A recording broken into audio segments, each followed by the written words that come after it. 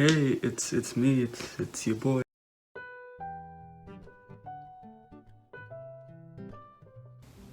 See, I'm an OSU player. I enjoy clicking the circles, but the problem is every time I want to click the circles, everyone in my neighborhood can hear me slamming the keyboard. So I'm thinking I should probably get a separate keypad for OSU, one with some quieter switches. And I'm thinking, okay, I have some leftover Telios from my Alice keyboard build that I didn't make a video about because I thought, okay, I'll buy some Cherry Silent Blacks and make some MX Xylants. Then I'll use a Pro Micro to base the whole thing off of, make my own case. How hard can it be? I was thinking I can make the case out of some small little sheets of craft wood.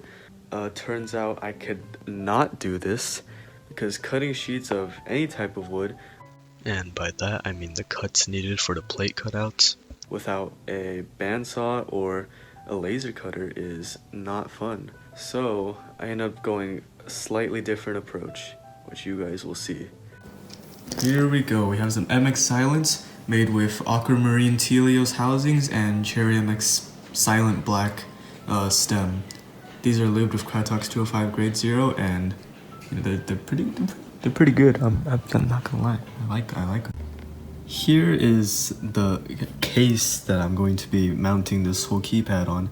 Yes, it is literally just a piece of cardboard with cutouts for the switches mounted on a piece of wood, like a really thin piece of craft wood. It's really bad. Skipping forward, here's the final product.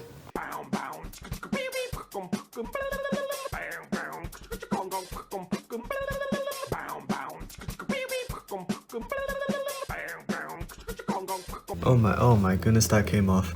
You know, I'm too lazy to resolder that. That's there we go, all fixed. If you're wondering how I wired this up, stay to the end of the video where I will explain everything. Now, does it look absolutely dumb? Yes. Does it work? Debatable. Am I happy with it? Not really. But you know what? Here, I'm guys, it's made of cardboard. Alright, I've plugged this bad boy in and you know what, it sends keystrokes. Whatever, I'm satisfied with it. Alright, welcome to the OSU test where I'm gonna be clicking circles with this stupid thing.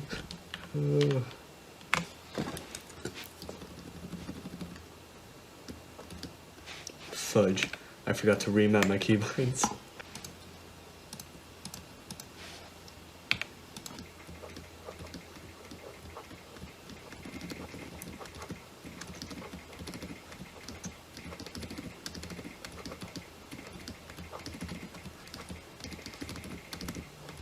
I'm honestly surprised this cardboard plate is holding up.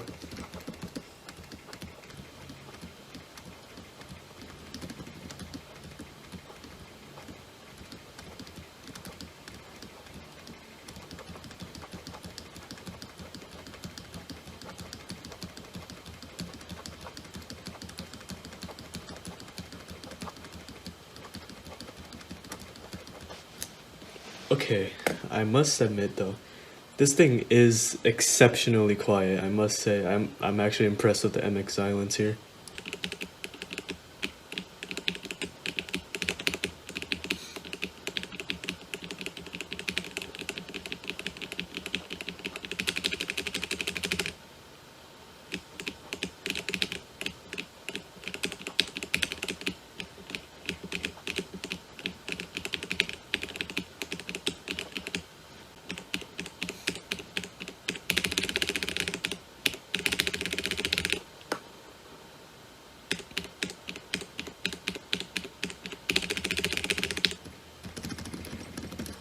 That feels really weird.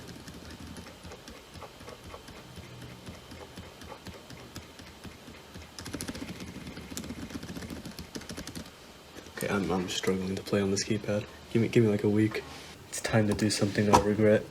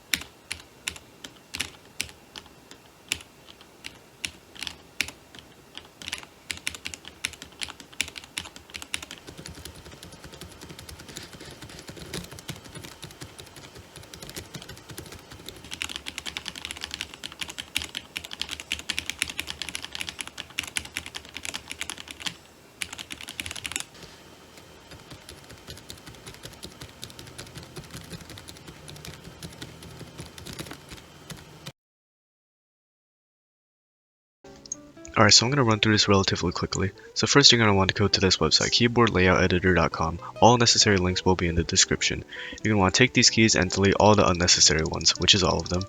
And you're going to add however many keys you need. In my case, we have 5 keys. I'm going to put 5 keys. Next, you're going to go to raw data, copy and paste this into this website, click import, and now you can map each key to whatever you so please.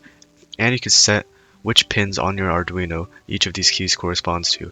If you have trouble corresponding the pin numbers to these letter number codes right here, then this diagram should be able to help. After that, you want to click compile, download hex. And after that, if you don't have QMK Toolbox downloaded, do that off this GitHub page.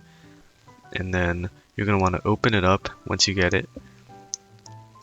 And then click open, insert that hex file you just downloaded. Make sure to disconnect any keyboard that you have connected to make sure the firmware on that PCB doesn't get overridden. Next, you're going to want to flash this firmware onto the Pro Micro using the flash button. What you're going to want to do is short ground and reset to reset the Pro Micro, set it into bootloader mode, and then you're going to have a short period of time where you have to click flash, and then hopefully if everything goes well, it might take a couple of attempts, but hopefully it should flash the firmware onto your Pro Micro, and well, you'll be good. Here's a very simple schematic of what it should look like. As you can see, there's not much to explain here. Basically, one terminal of each switch is connected to a common pin. For me, that's pin 6 or D7, and the other terminal of each switch is connected to its own separate pin. Of course, these might not be the pins that you use. Again, you set that yourself in the firmware. Now, is it comical that I shoved MX Xylants, which are over $1 per switch to make, into a case that's made out of cardboard and wood? Yes, it is very comical.